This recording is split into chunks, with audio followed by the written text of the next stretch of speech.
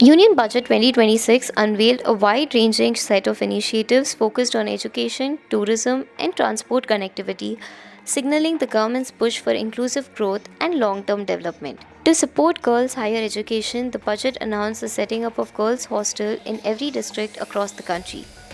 The move aims to remove a key hurdle faced by students from rural and small town areas, the lack of safe and affordable accommodation near colleges and universities. The scheme is expected to help more girls continue their studies beyond school and improve workforce participation.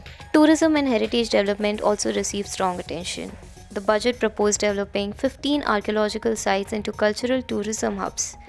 As part of the plan, 10,000 tourist guides will be trained to enhance visitor experience and generate local employment. The tourism strategy places emphasis on sustainability, heritage conservation, connectivity, and jobs.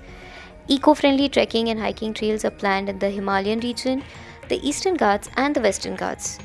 Nature based tourism initiatives, including turtle trails in Odisha, Karnataka, and Kerala, have also been identified. Key archaeological sites such as Lothal, Dholavira, and Rakhigeri will be upgraded with curated walkways, structured storytelling, and trained local guides to offer immersive cultural experiences.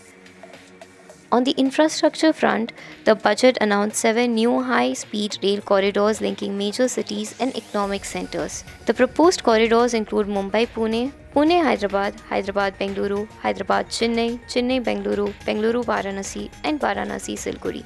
The high-speed rail projects are also expected to significantly reduce travel time, improve freight and passenger movement, and strengthen regional economic integration. While completion will take several years, the projects are likely to spur demand across rail manufacturing, construction, signaling, and allied industries.